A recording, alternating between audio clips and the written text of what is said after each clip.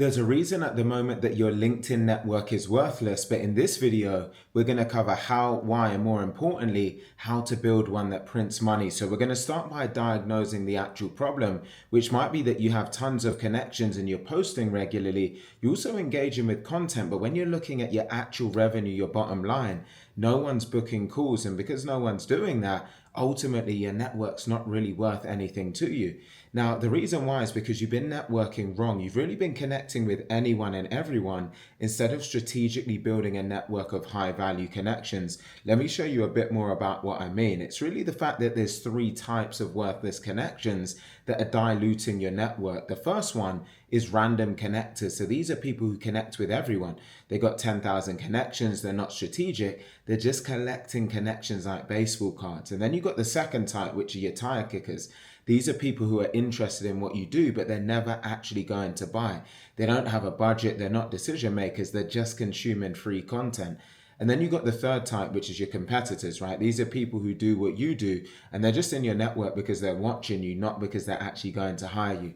Now, if your network is filled with these three types of connections, it's worthless. And it doesn't matter if you've got 5,000 or 50,000 connections, none of them will ever become clients. So the question becomes, why are you accepting worthless connections?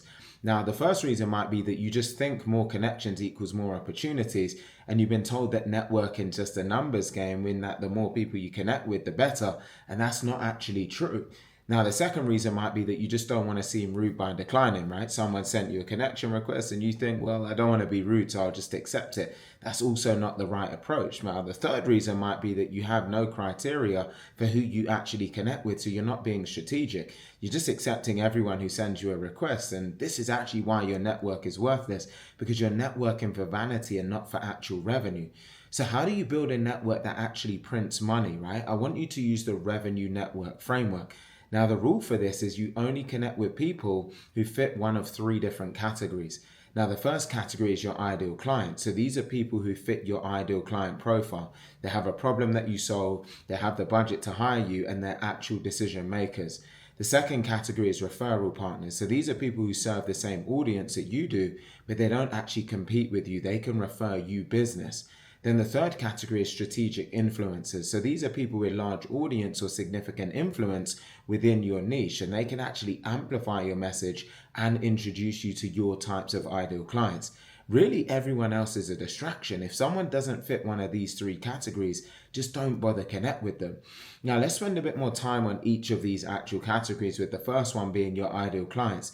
So these are the people who will actually pay you because they fit your ICP, they have a problem that you solve, and they have the budget to hire you. So for example, if you help B2B consultants build LinkedIn pipelines, then your ideal client could be a B2B consultant with a proven offer who's making at least 6 figures and wants to scale. So when you connect with your ideal clients, every connection actually has revenue potential, and this is strategic networking.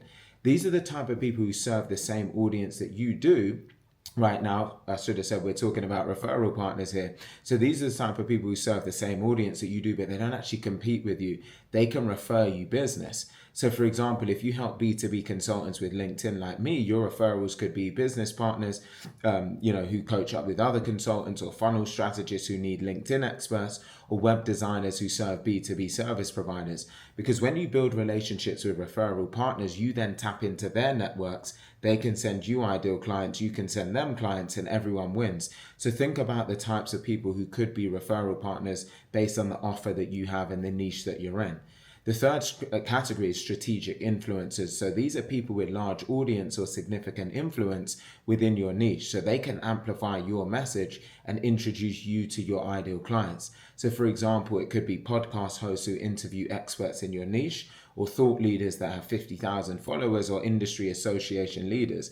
Because when you connect with strategic influencers and build real relationships, they can then open doors that would take you years to open up on your own. Now, a simple checklist to use before accepting any connection request is to ask yourself 3 questions. The first one is, are they an ideal client? Do they actually fit my ICP? The second is, are they a referral partner? So do they serve my audience without competing with me? The third is, are they a strategic influencer? So do they have an audience or influence that can actually help me? And if the answer is no to all three, just decline the request. And I know it might feel a bit harsh, but this is actually how you build a network that actually prints money, because every connection should have strategic value. Now, you might be thinking, well, what about your existing network? Because you might already have thousands of worthless connections already. And here's how you can audit that network. The first step is to go through your connections. And I know this can take time, but it is worth it.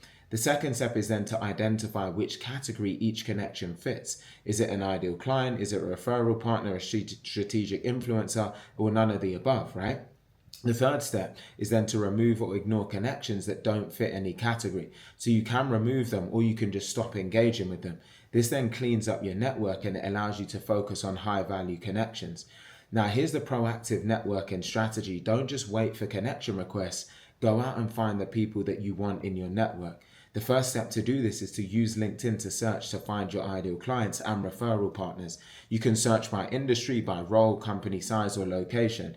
In the second step, then send personalized connection requests. So don't just use the default message, actually reference something specific about them. The third step is then to build your network intentionally. So every week you can connect with 10 to 20 new ideal clients or referral partners. And when you're proactive, you actually control the quality of your network, because you're not just accepting whoever sends you a request, you're building a network that actually prints money. So now you're probably seeing that connecting is just the first step, and you actually now need to turn these connections into relationships. So an engagement strategy that you can leverage for this is to, first of all, don't just connect and forget. After someone actually accepts your connection request, engage with their content, like their posts, leave thoughtful comments. The second step is then to send value-driven messages. So after a few weeks, you can send them a message actually offering value. You could send them a resource, an insight, an introduction, something like that. The third step is then to make sure you're building real relationships. So don't just network for the sake of networking. Build genuine relationships with people who can help you and who you can help as well. And this is how you turn a network into actual revenue. So a simple test to see if your network is working: look at your last 10 clients. How many of them actually came from your LinkedIn network? If the answer is 0, then your network is worthless, and it doesn't matter how many connections you have.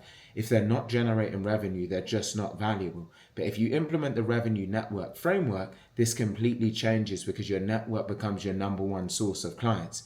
So you might be just wanting to validate in your mind what happens when you actually go about doing this. First of all, you'll find that every connection has true strategic value. You're not wasting time on random connections. Everyone could be a client, a referral partner, or a strategic influencer. The next thing is that your network then generates referrals and opportunities for you. And third, you're going to spend less time networking and more time actually closing, because you're not chasing random opportunities. You're focused on higher value relationships.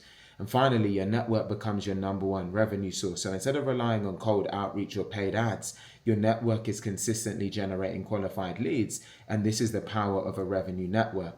Now, everything I've covered here is really a small part of what we call the Influx Autopilot system, which is really designed to get you to a point where you're generating leads through LinkedIn on autopilot in a recurring manner.